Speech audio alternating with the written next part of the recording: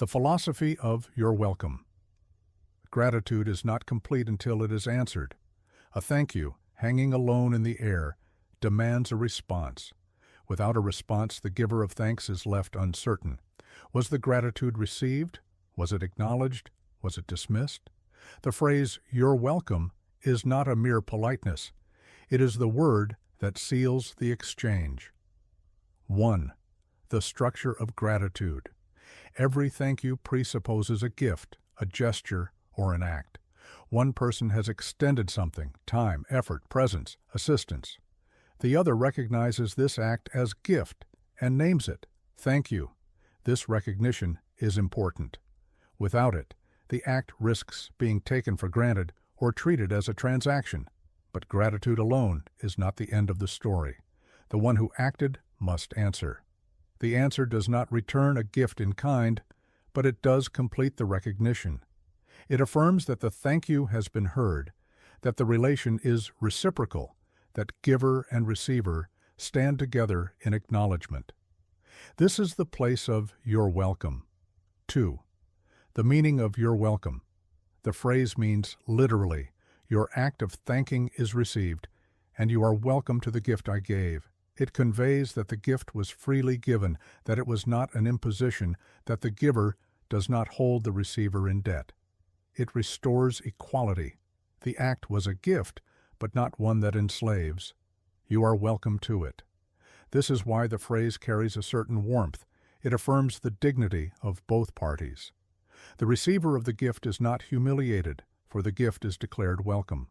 The giver is not diminished, for the thanks is acknowledged. Together they remain in relation, not as debtor and creditor, but as persons who have exchanged recognition. 3.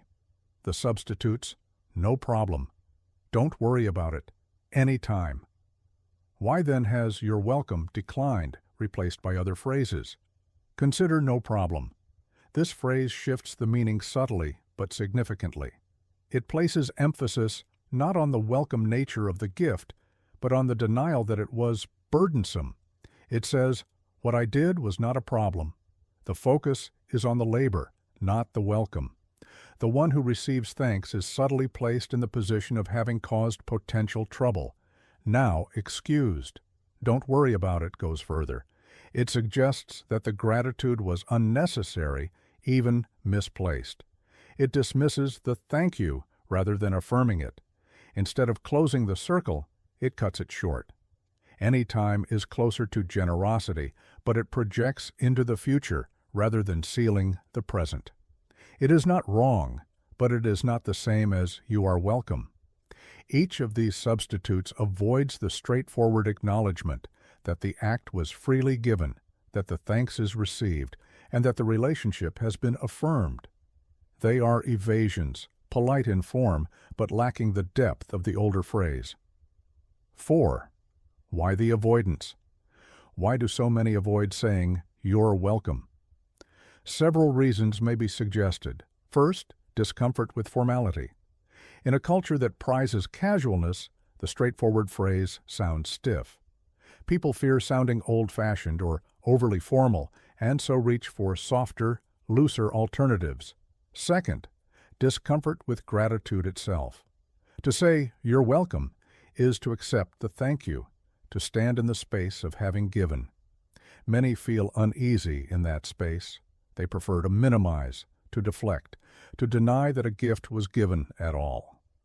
"No problem" makes the act disappear into normality. "Don't worry about it" erases the very notion of a gift.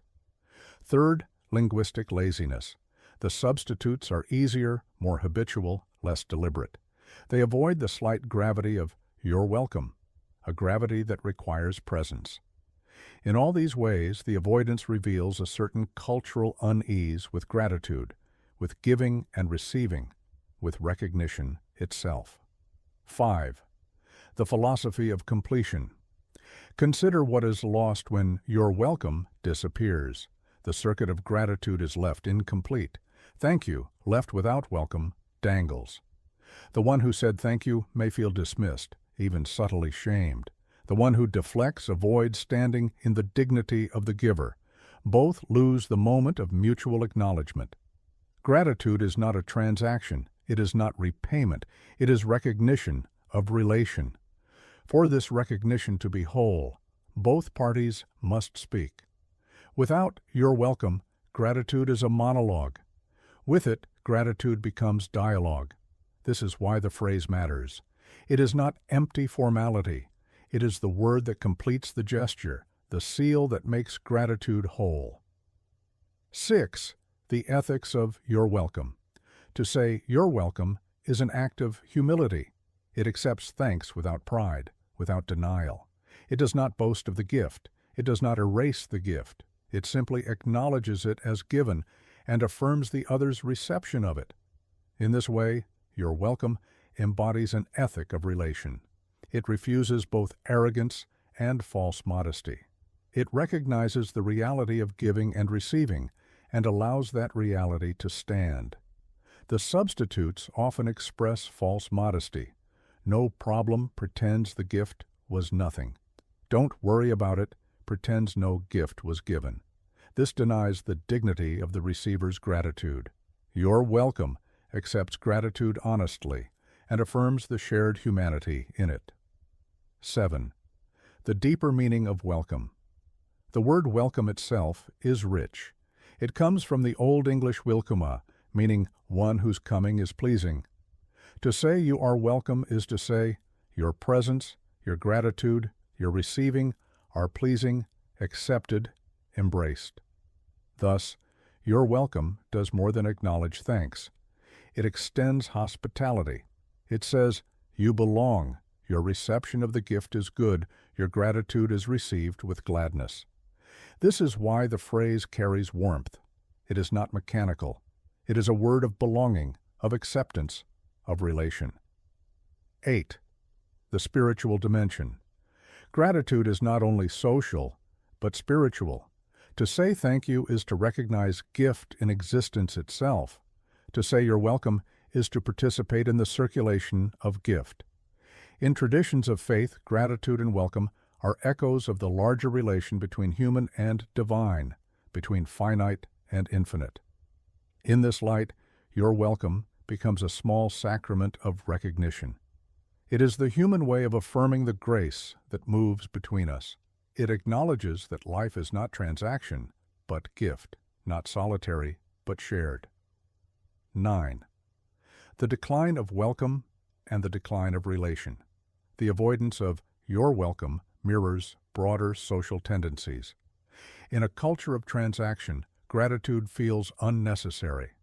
In a culture of self-sufficiency, to receive thanks feels awkward. In a culture of irony, sincerity feels too heavy. Thus, the substitutes proliferate. But with their proliferation, something is lost. The simple dignity of mutual acknowledgement, the seriousness of giving and receiving, the warmth of true welcome. Restoring the phrase is not mere nostalgia. It is a way of restoring seriousness to gratitude, honesty to relation, warmth to speech. 10. The practice of saying it. What would it mean to practice saying "you're welcome"? It would mean resisting the temptation to deflect. It would mean standing in the reality of having given, without pride, but also without denial. It would mean receiving gratitude fully and returning acknowledgement fully. This practice cultivates humility, presence, sincerity. It keeps gratitude alive as a dialogue, not a monologue. It allows small acts of giving and receiving to retain their dignity.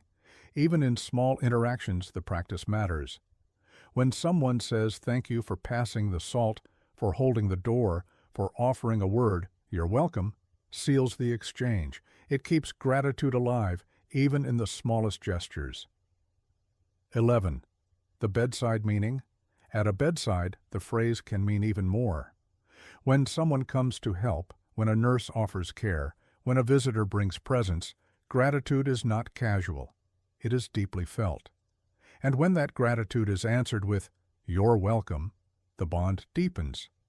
It becomes more than duty, more than obligation. It becomes gift freely given, received, and affirmed.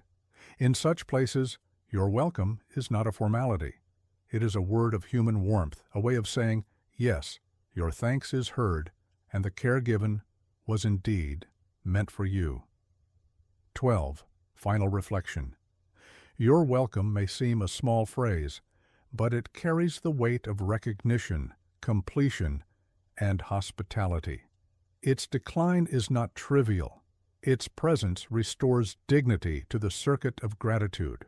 When a thank you is spoken and the answer is, "You're welcome," the exchange becomes whole.